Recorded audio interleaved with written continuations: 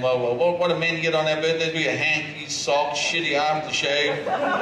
Or if your wife's a real bitch, she'll buy you white underpants. What kind of sick, twisted, insensitive son of a bitch buys a man white underpants? Any of the other millions of camouflage colours out there? I know my wife loved me so much, got to prove to the whole goddamn neighbourhood I still can't wipe my ass properly. I am here tonight with Kiwi comedian Mike King. Welcome back to Australia. What have you got in store for your audiences tonight and for this tour? Well, tonight, hopefully, I bring laughs.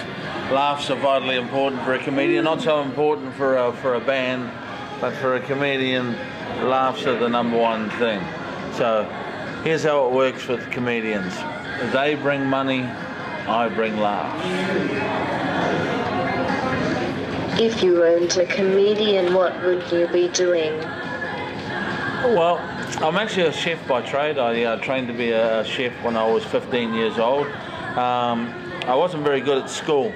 And my dad said to me one day, he says, how's school going, son? I said, oh, it's not very good there, Pop, you know. I'm not very good. So what do you want to do? And I was like, well, you know, I knew how to cook bacon and eggs. I said, oh, I'll be a chef, Pop. That's right, I'll be a chef. And he said, oh, all right then. So he went and got a mate of his to give me a job. I was in the job 5 minutes and I realised I didn't want to be a chef. It was the worst job in the world. But because my old man had got me the job, I was too scared to quit. So I'm actually a London City Girls trained chef, and if I wasn't doing this, I'd be back flipping burgers at McDonald's. What's the toughest audience you have ever performed to? The toughest audience I've ever performed to was in November 2011. I was in Afghanistan. At a base called Bagram. Now, I've been to Afghanistan a few times, so, you know, they were pretty cool. But this particular audience were American. And there were 3 guys in the front row. 2 of them were Ku Klux Klansmen. The other one was a Mexican. And the 3 of them looked like serial killers. I mentioned the fact that they looked like serial killers, forgetting that they had guns. So I spent the rest of the show shitting my pants, hoping they wouldn't shoot me. If it's okay, I would like to touch a little on personal side, which is a bit different to what we may see tonight in your show. Sure. You've had an affiliation with the New Zealand group, the Phobic Trust. Yes. Can you tell us a little about this organisation and also how it came about you got involved in this? The Phobic Trust, I was their ambassador for a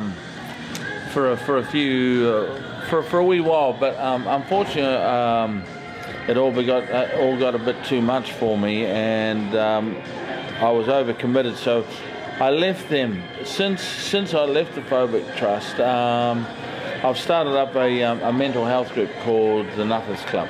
I got involved through the Nutters Club. It's a peer support group for people suffering, in particular men suffering from depression. I work a lot with suicide people, kids, adults. The reason I got involved in the mental health is because I've been a mental health.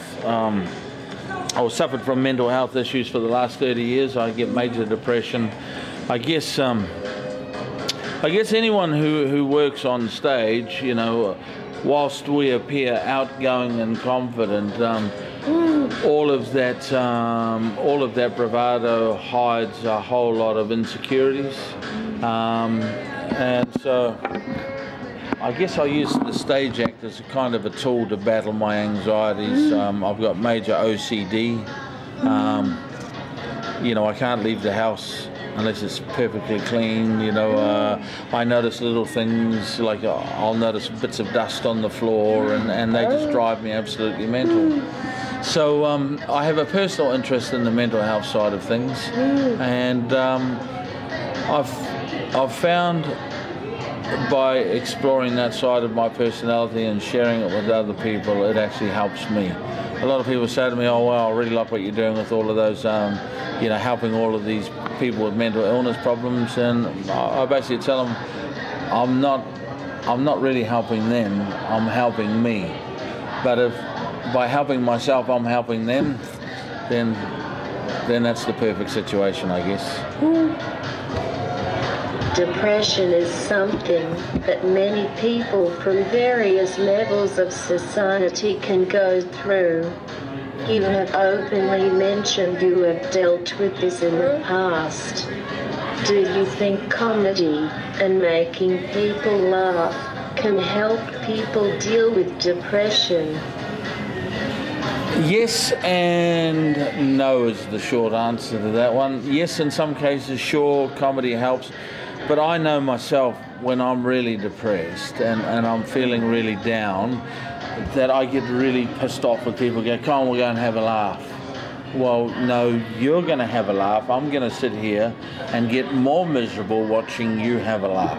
So, you know, from a personal perspective, comedy helps me. When I'm on the stage, no matter like how depressed I am, like for the last week, or the last, if I'm being honest, the last 2 months, I've had a shit time. I slept for 5 hours today because I couldn't be in contact with people. I couldn't, you know, just feeling totally stressed and just wanted to break down and cry. So I locked myself in my room and I slept for 5 hours. And I'll be honest with you, I had major anxiety about having this interview, not because it's you, just because I don't want to talk to anybody. But when I'm up on that stage and when I'm working and I'm doing my thing, all of my own worries just disappear. I get, you know, it's magic looking out at the audience and everyone's laughing and I'm going, this is me. I'm bringing happiness into people's lives. And that makes me happy. Sadly, that feeling of euphoria lasts for about 10 minutes after I walk off the stage, and then I feel miserable again. So, you know, it's an everyday thing.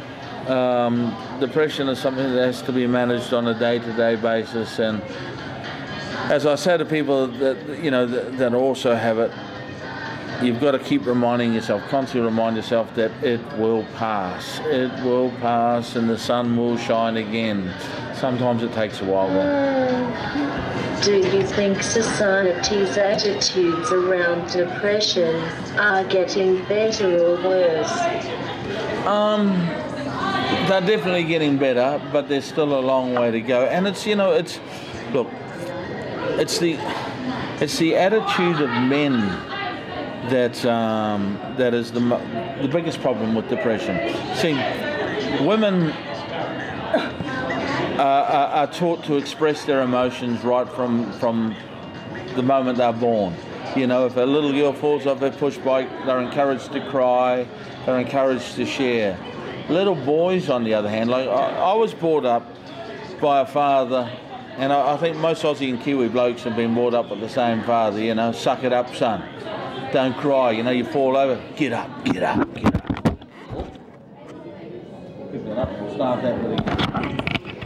But we're, you know, as kids, you know, we are taught to suppress our emotion. With boys and men, it's completely different. We're taught to suppress our emotions. The first time we ever fell off a push bike in front of the old man and his mates, first thing we were told, get up, don't cry.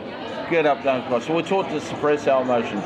So men are not capable of reaching out and getting help. We're too stubborn, we're too pig-headed, and most importantly of all, I guess, is we're scared that people will label us as poofters or, you know, girls if we come out and say anything. So, you know, I think the way forward for people like me, like I'm not going to change. I'm never going to share my emotions with another man. But how I can change the world is by telling my grandson If he falls off his bike, it's okay to cry, it's okay to share. So, yes, things are changing, but we have got a little way to go, I think.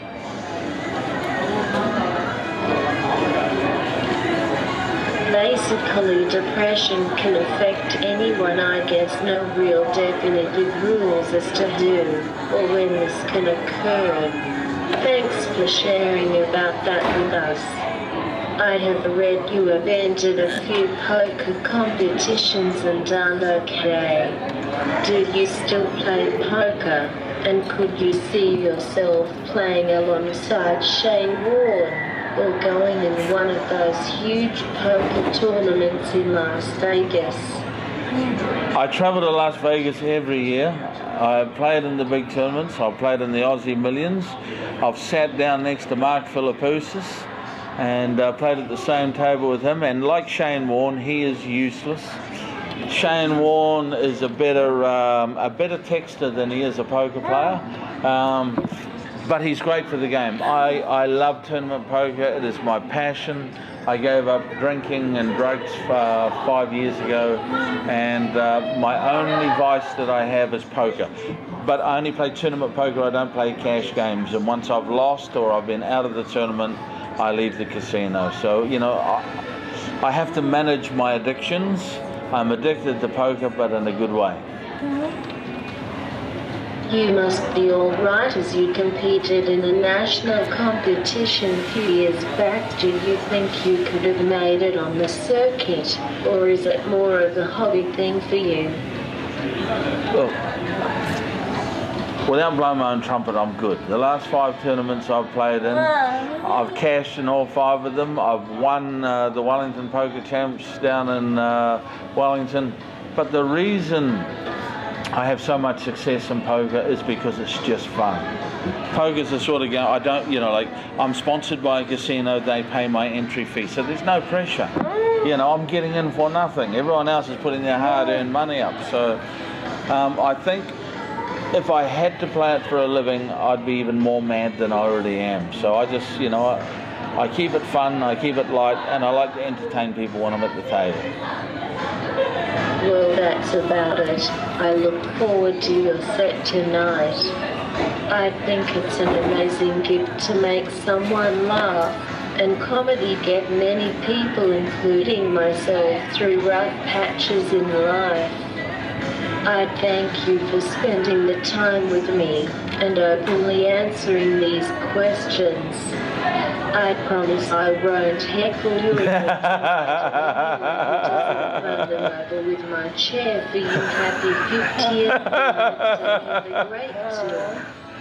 Oh, thank you, my darling. It has been an absolute pleasure talking to you, and I wish you all the best with your interviewing future. You've got a great interviewing style, my darling.